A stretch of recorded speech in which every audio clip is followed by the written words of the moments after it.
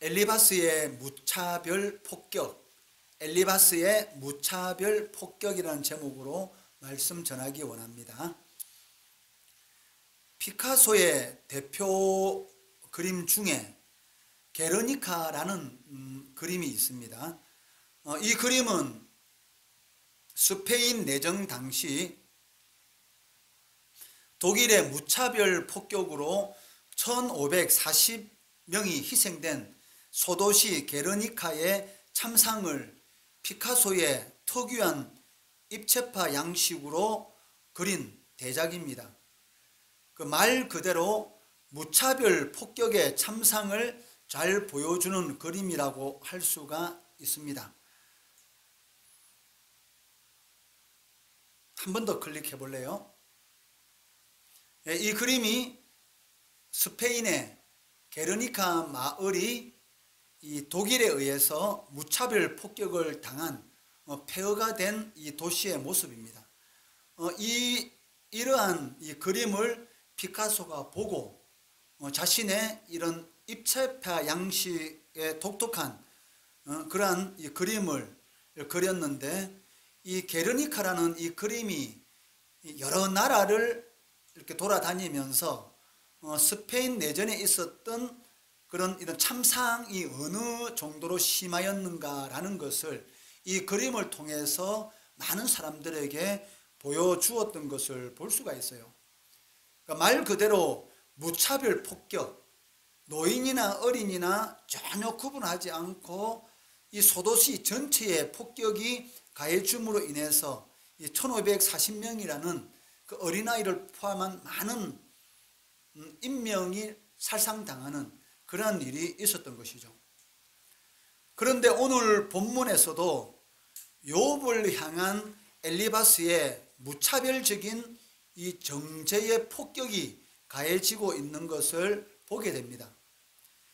엘리바스에게 잘못된 폭격이다, 당장 중지해라 라는 이러한 교신이 욥으로부터 끊임없이 보내지고 있는데도 불구하고 엘리바스는 자신의 폭격이 정당하다라는 확신을 가지고 끝없이 지속적으로 욥을 계속 정죄하고 있다는 것이죠. 오늘 살펴보는 22장에서는 욥과 엘리바스의 세 번째 논쟁이 시작되고 있습니다. 엘리바스는 1차, 2차 논쟁에서 욥을 직접적으로 정죄하기보다는 인간의 보편적인 죄, 그리고 이 부패성에 대해서 말을 하면서, 그러니까 욥의 개인적인 죄를 부각시키는 것에 대해서는 자제하였던 것을 우리가 이미 살펴보았습니다. 그리고 악인은 반드시 고난을 당한다라는 인과응보의 원리에 기초해서 욥이 회개할 수 있도록 간접적으로 촉구하였던 것이죠. 물론 1차, 2차 논쟁에서 엘리바스가 이 자제하면서 부각시키지 않았던 욥의 죄, 이것은 전혀 근거 없는 것입니다. 그러니까 욥이 그러한 죄를 저지른 것은 아니죠.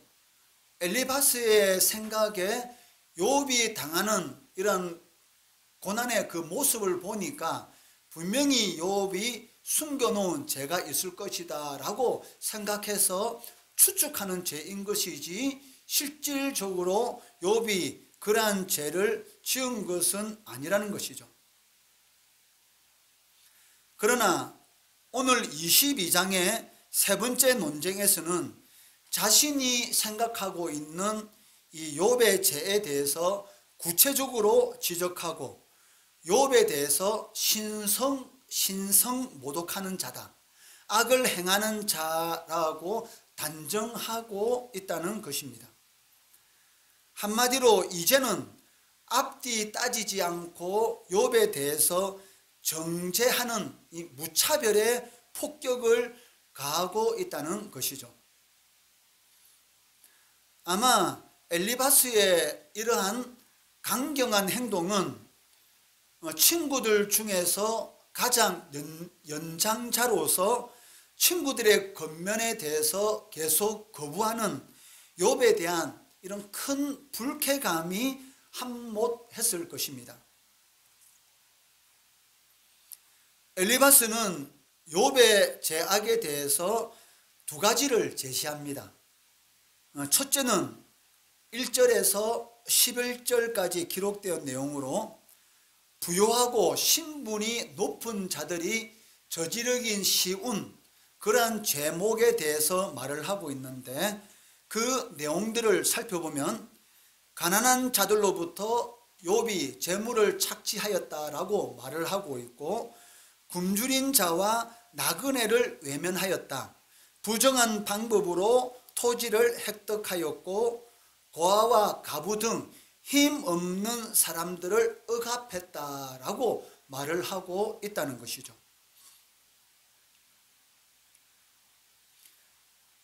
그러나 엘리바스가 제시하는 이런 모든 그런 죄의 항목들은 자신이 추정하는 것에 불과하다는 것입니다.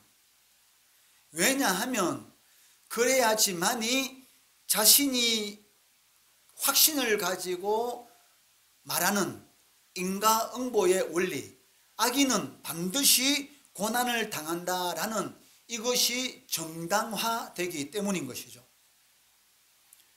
그러나 욥은 이미 엘리바스와의 이 두 번째 논쟁에서 악인이 반드시 이 세상에서 형벌을 받는 것이 아니고 오히려 악인들이 더 형통한 그러한 삶을 살아가는 경우가 더 많다라고 이야기를 했습니다. 그런데 욥의 이러한 말에 대해서 전혀 염두에 두지 않고 계속적으로 편협한 생각에 사로잡혀서 의인이 축복받고 악인이 고난받는다는 이 원리가 세상에서 충실히 이루어진다라고 주장하고 있다는 것이죠. 엘리바스가 욥을 끊임없이 정죄하는 그러한 이 확신의 이면에는 뭐가 있어요? 자신은 의인이고 고난당하고 있는 욥은 악인이다 라는 이것이 지금 전제되어 있다는 것이죠.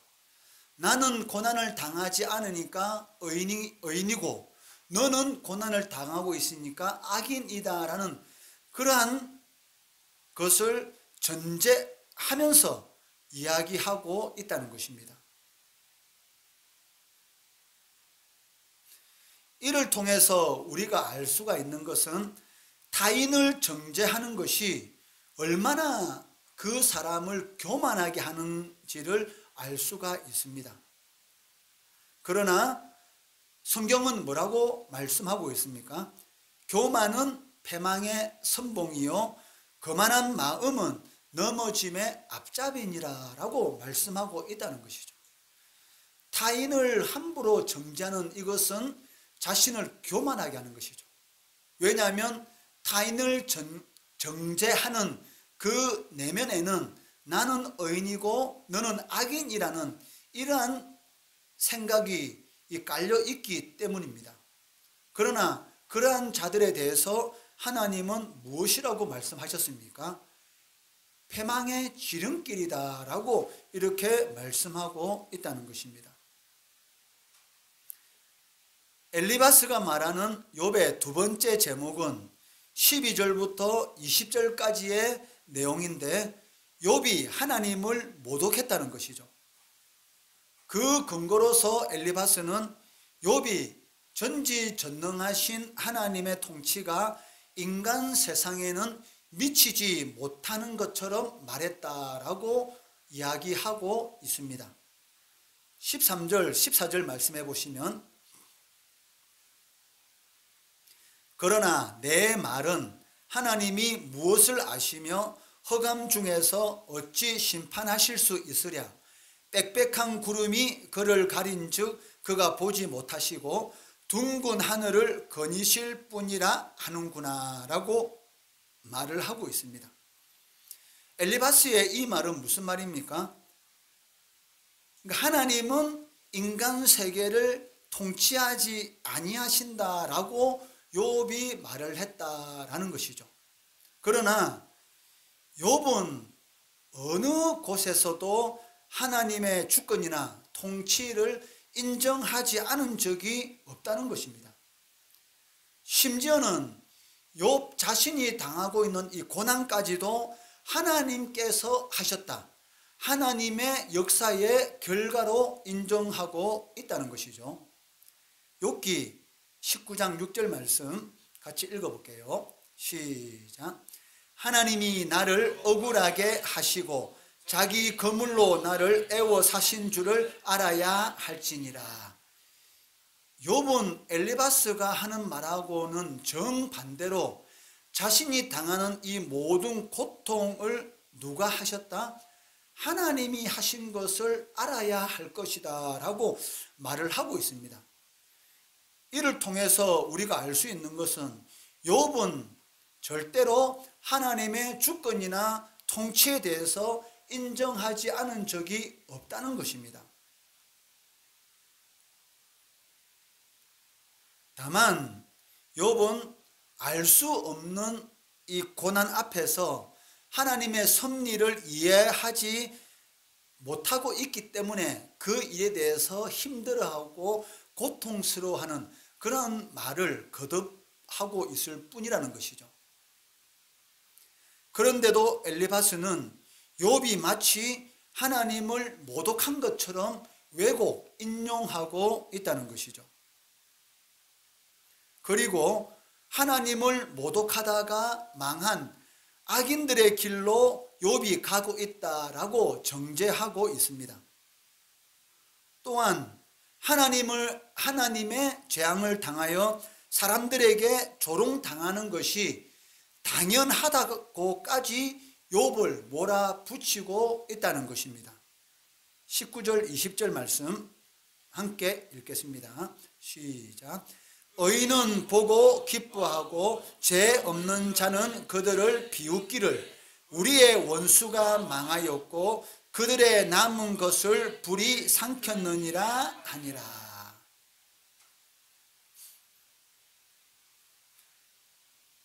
하나님 앞에 죄를 지은 사람이 당하는 고통은 당연하다. 그 당하는 고통을 보면서 의인들은 기뻐하고 비웃는다라고 말을 하고 있지만 실질적으로는 엘리바스의 이 말은 누구를 향하여 하는 말입니까? 바로 욥을 향하여 하는 말이란 것이죠. 그들의 남은 것을 불이 삼켰느니라. 요셉이 키우던 가축들이 이 들판에서 있을 때에 하늘에서 불이 떨어져서 그 많은 가축들이 다 죽는 그러한 사건이 있었습니다. 그 사건을 예를 들어서 지금 말을 하고 있고 의인들이 보기에 이 고통을 보면서 기뻐한다, 기뻐했다 라고 말을 하고 있다는 것입니다. 이러한 엘리바스의 욥을 향한 정죄의 무차별 폭격, 이것을 통해서 우리가 알 수 있는 것이 무엇입니까? 인간이 얼마나 자신의 이 잘못됨을 인정하는 것이 어려운가를 확인하게 된다는 것이죠. 엘리바스는 욥의 친구고 지혜자입니다. 그리고 자신이 거하고 있는 이 대만 지역의 왕 아니면 족장일 것이다 라고 신학자들은 말을 하고 있어요. 그리고 지혜가 특출난 사람이었을 것이다 라고 말을 하고 있습니다. 그런데 욥이 자신이 하는 이 말을 듣지 않았을 때에 결국은 이 욥을 무차별 정죄하는, 심지어는 욥이 당한 고통에 대해서 의인들이 기뻐할 것이다 라는 그러한 말까지 나아가는 것을 보게 된다는 것이죠.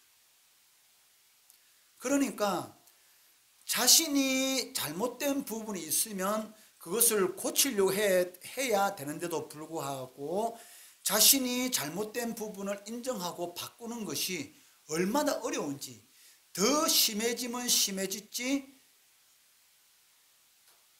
변화가 없는 것, 그러한 모습들을 보게 된다는 것입니다. 사실 그 사람들의 이런 논쟁은 처음에는 선한 의도로 시작됩니다. 그러나 나중에는 이 논쟁을 하다 보면 나중에는 어떻게 돼요? 그 사실의 옳고 그름을 떠나서 이제는 자존심 싸움으로 변질되는 그러한 경우가 허다한 것을 볼 수가 있다는 것이죠. 지금 엘리바스의 경우는 어느 경우까지 나아간 것입니까? 이제는 옳고 그름의 문제가 아니고 자존심의 문제죠. 내가 지혜자로서 너의 틀린 부분에 대해서 그렇게 충고를 했는데도 불구하고 고치지 않는다? 여기에 대해서 엘리바스가 엄청나게 아마 자존심이 상한 것 같습니다. 그 자존심이 상하다 보니까 이제는 친구를 떠나서 옳고 그름을 떠나서 내 말이 무조건 맞다라는 것을 강조하다가 보니까 어떻게 되겠습니까? 욥이 지금까지 당한 고통, 자신의 육신의 병에 걸려 있고 자식이 죽고 가축이 불타 죽는 그러한 과거에 있었던 내용까지 끌어당겨서 욥에게 무차별 폭격을 가하고 있다는 것이죠. 그 말을 듣는 욥의 입장은 어떻겠어요? 이것은 이루 말할 필요가 없다는 것이죠. 친구를 위로하겠다는 선한 의도로 왔으면 그 의도로 친구를 위로해야 되는데 결국은 이 자존심 싸움으로 나아감으로 말미암아 해서는 안 될 말까지 하는 것을 보게 되는 것이죠. 그러므로 바울은 디도서 3장 9절에서 이렇게 말씀합니다. 같이 읽어보겠습니다. 시작. 그러나 어리석은 변론과 족보 이야기와 분쟁과 율법에 대한 다툼은 피하라. 이것은 무익한 것이요 헛된 것이니라. 사람에게 어느 정도 충고를 했는데 그 사람이 듣지 않으면 어떻게 돼요? 이제는 그만 말을 거쳐야 되죠. 왜? 나는 내 생각에 내 말이 옳다고 이야기했지만 내 말도 틀릴 수가 있지 않습니까? 사람은 항상 자신도 틀릴 수 있다라고 생각해야 하는 것이죠. 그런데도 불구하고 내 말은 무조건 옳다라고 생각하게 되면 이 엘리바스와 같이 이 정죄의 무차별 폭격, 이런 일을 통해서 하나님이 가장 싫어하는 이 교만의 자리에까지 올라서게 되는 그러한 일을 행하게 되는 것이죠. 혹시 지금 현재 누군가를 향해서 정죄의 무차별 폭격을 가하고 있다면 지금 당장 멈추시기 바랍니다. 왜냐하면 서로 물고 먹으면 어떻게 되겠습니까? 피차 망하게 되는 것이죠. 한 나라가 멸망하게 되는 그 이유가 뭐예요? 외부의 침략 때문에 또 망하지만 내부의 싸움 때문에 한 나라가 망하는 경우가 더 많은 것을 그 역사를 통해서도 우리가 살펴볼 수가 있지 않습니까? 내부에서 서로 너가 옳리 내가 옳리 이러한 싸움을 계속하다가 결국은 전쟁에 대한 준비를 하지 못하고 이 외부의 침략에 의해서 그 나라가 망하는 그러한 경우가 세계 인류 역사를 살펴보더라도 허다합니다. 마찬가지로 같이 신앙생활하는 신자들끼리 네가 옳리 내가 옳리 끊임없이 논쟁을 하다 보면 결국 자존심 싸움이 되고 서로 물고 뜯으면 결국은 피차 멸망하게 되기 때문인 것이죠. 그렇기 때문에 성경은 쓸데없는 논쟁은 삼가해라. 왜? 그런 모든 것이 다 무익하고 헛되다라고 말씀하고 있기 때문입니다. 그러므로 신자라면 하나님이 그리스도 안에서 우리를 용서하신 같이 서로 용서하고 서로 품을 수 있는 그러한 사람이 진정한 그리스도 안에 있는 신자라고 할 수 있다는 것이죠.